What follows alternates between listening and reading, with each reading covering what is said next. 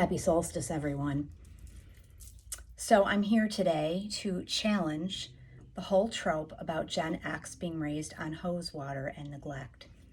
It's out there in the interweb verse that Gen X grew up feral.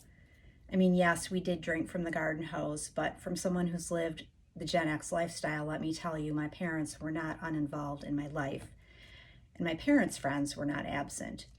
The real difference between parenting then and parenting now is that adults had their own lives decades ago. They didn't micromanage their kids' entire existence. There was a line of demarcation between parents' social activities and kids' shenanigans. My parents had full busy lives apart from the lives of my brothers and me, but they supported us 100%, went to our band concerts. My mother generously prepared a full breakfast spread at our house, scrambled eggs, bacon, pastries for my friends and me after junior prom. My mom and dad accompanied me on college tours when I was a senior in high school. They paid for piano lessons and dance lessons. I mean, maybe I had to wait for my mother to pick me up a half hour after my piano lesson was over and my piano teacher and her family were starting to eat dinner while I was waiting in their foyer, but they were not absent in any way. And believe me, when I got caught doing something stupid, punishment was meted out in the form of serious grounding. But my comrades in teenage foolishness and I definitely had a secret life, a social scene completely devoid of parental oversight. And thank goddess. Kids and teens more often than not figured things out for themselves. We didn't tell our parents when we were slighted, insulted, shamed, teased, or got our feelings hurt in any way. We pretty much kept that shit to ourselves. We mostly dealt with whatever traumatic events happened to us, maybe only telling our closest friends. For good or bad, it's the way it was. We spent hours on our bikes. I wrote a whole thing about my adventures via my yellow bicycle, riding miles and miles away from home. I made clandestine plans, drank and smoked, explored and experimented. I don't think my parents knew half of what I was doing. A central aspect of Gen X childhood was time spent on the school bus. The smell of the fumes in the vinyl seats, writing your name or messages on the frost that covered the inside of the windows in the winter, managing bullies, those things built character in ways kids today could not even fathom. Parents never drove their kids to school.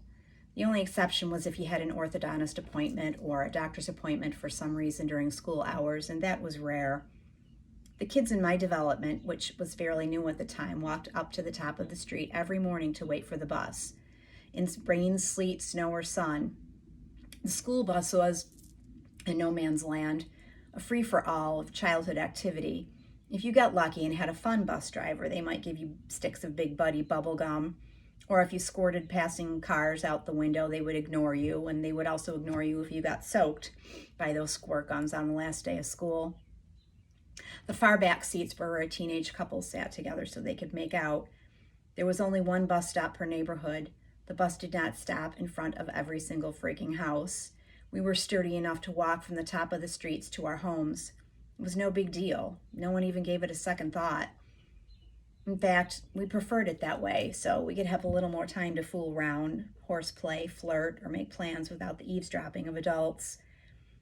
The other thing that was different that made us more independent was that there were fewer activities and way fewer sports teams, especially if you were a girl. That wasn't necessarily a good thing, it's just the way it was. We mostly had to figure out our own ways to keep ourselves busy and amused. If you didn't play Little League or weren't into scouting, there weren't a whole lot of group activities, and it was kind of totally fine with us. Personally, I hate group activities to this day. Give me one or two like-minded friends, and that's enough for me. There was no after school either. When I was in middle school, everyone went home at 2:20. And if both parents worked, you went home to an empty house. And that was fucking glorious. Time to yourself, snack time, general hospital time. I absolutely loved time alone in my house to listen to whatever I wanted on the radio, to phone friends from the one telephone hanging on the wall in the kitchen, to simply relax and have no one supervising me. I guess if we were neglected at all, I'd use the term benevolent neglect to describe how our parents parented, a phrase that didn't exist back then. Yes, there were long periods of time when we were older and friends' parents were out of town, either to the other side of the country or in some cases across the pond. and we took full advantage, but that was certainly not unusual.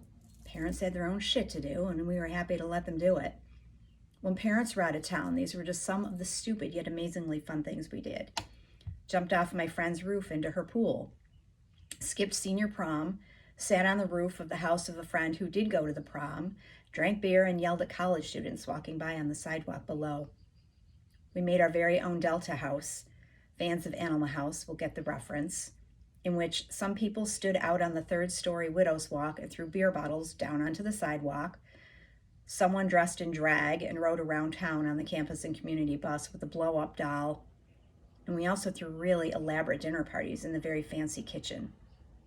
We had slumber parties where we drank and smoked to excess in a friend's bedroom while her parents were away and an elderly aunt was in charge and thankfully unaware. We painted graffiti on the infamous water tower on the outskirts of town. We walked all over the village in the wee hours, peering into the windows of the many bars to which we were too young to gain entrance. Rumor had it that this little village once held a Guinness Book of World Records record for having the largest number of bars per square mile. Was that true? Who knows? But we liked to work that into conversation proudly anytime we had the chance.